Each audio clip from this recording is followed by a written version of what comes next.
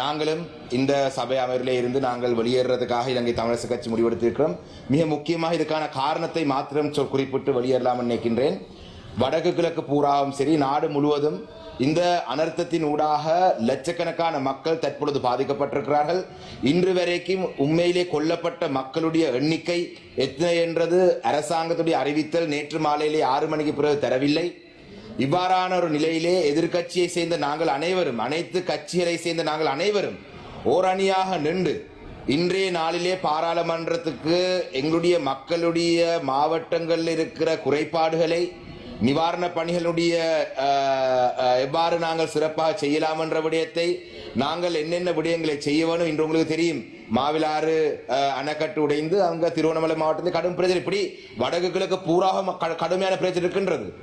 அவ்வாறான ஒரு சூழலிலே நாங்கள் இன்று கேட்டது, எங்களுடைய பாராளுமன்ற உறுப்பினர்கள் மிகவும் சிரமத்துக்கு மத்தியிலே கொழும்புக்கு வருகை தந்திருக்கிறார்கள். இந்த மக்களுடைய பிரச்சனைகளுக்கு தீர்வுகளை காண வேண்டும் என்று. கௌரவ சபாநாயகர் அவர்களே, உங்களுக்கு தெரியும், நாங்கள் இலங்கை தமிழரசு கட்சி என்றது எதிர்கட்சியில் இருக்கிற ஒரு கட்சி.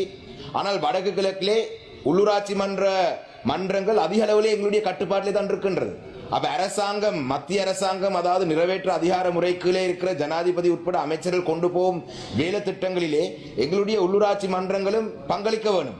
அந்த எவ்வாறு அதை செய்வது, எங்களுடைய உதவியை நீங்கள் எப்படி எடுப்பது, நாங்கள் பல சர்வதேச தொடர்புகளை கொண்ட கட்சி, இந்த எங்களுடைய வடக்கு கிழக்கிலே பாதிக்கப்பட்ட மக்களை எவ்வாறு நிவாரணங்களை கொண்டு வருவது, இவ்வாறான பல விடயங்களை பற்றி பேசுவதற்கு இன்றைய நாளிலே நாங்கள் இந்த ஒரு சில மணித்தியாலங்களை மேலதிகமாக ஒதுக்க சொல்லித்தான் கேட்டிருந்தோம்.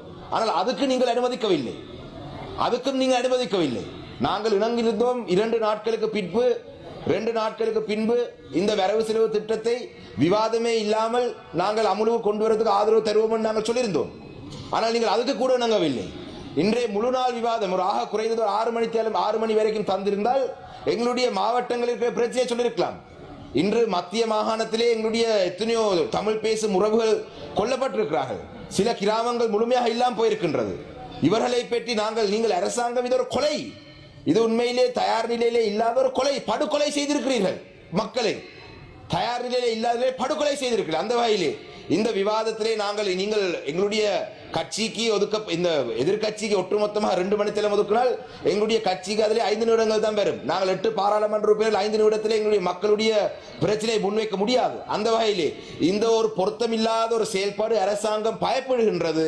மக்கள் பிரதிநிதிகளுடைய கருத்து இந்த உயரிய சபையிலே மக்களுக்கு பொய் சென்று விடும் என்று பயப்படுறார்கள் என்ற கருத்தை சொல்லி நாங்களும் வெளியேறதாக சொல்லி விடைபெறுகிறேன். நன்றி.